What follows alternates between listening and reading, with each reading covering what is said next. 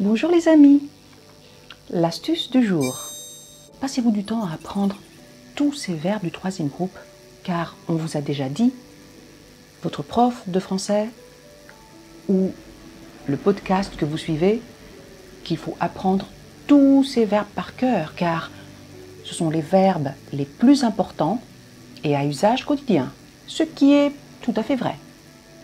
Eh bien, à partir d'aujourd'hui, et grâce aux astuces de grammaire française, vous arrêtez de faire cela.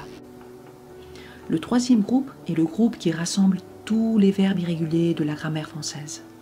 Ces 485 verbes sont subdivisés en 3 sous-groupes avec des verbes en IR, comme courir, venir, partir, offrir, etc.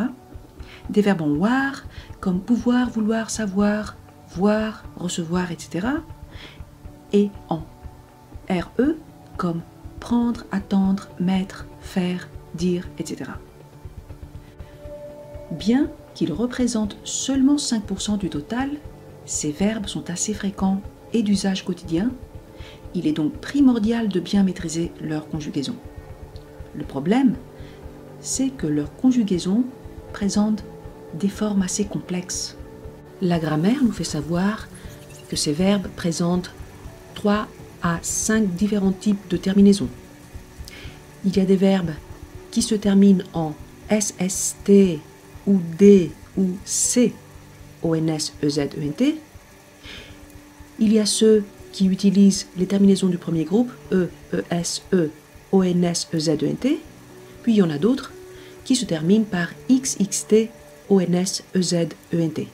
Ça ne sert vraiment à rien d'apprendre et de retenir toutes ces terminaisons.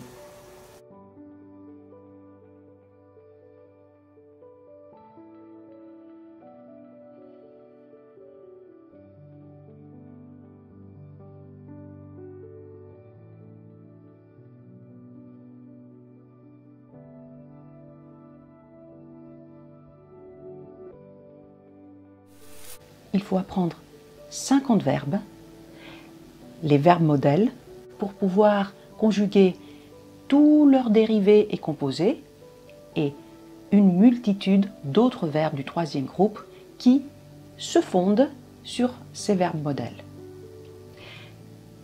Une deuxième chose à faire, c'est d'observer après votre verbe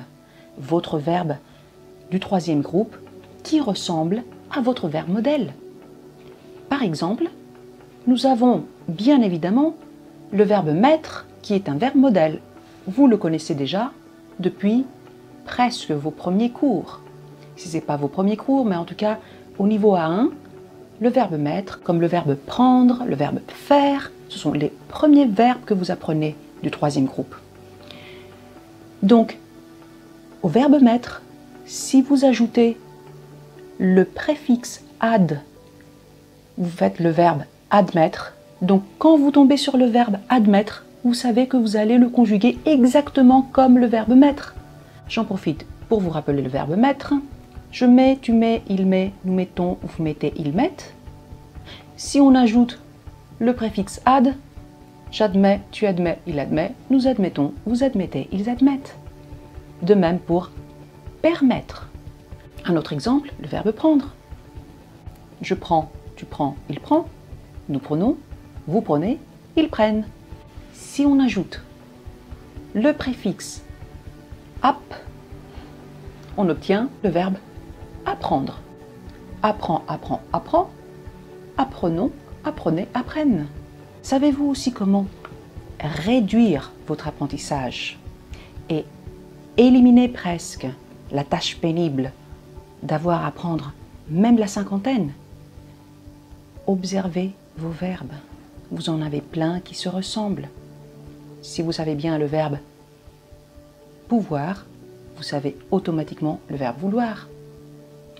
De même avec le verbe battre. Par exemple, vous connaissez le verbe mettre. Normalement, le verbe battre est un verbe modèle. Sur ce modèle se conjuguent des verbes comme combattre, débattre. Eh bien, le verbe battre ressemble énormément au verbe mettre. En tout cas au présent de l'indicatif, et on reste bien figé sur le présent pour aujourd'hui. Donc, regardez, mettons, mettez, mette, bas, bâton, battez, batte. C'est pas presque la même conjugaison. Elles sont identiques, c'est la même conjugaison. Profitez-en pour trouver des ressemblances entre ces 50 verbes.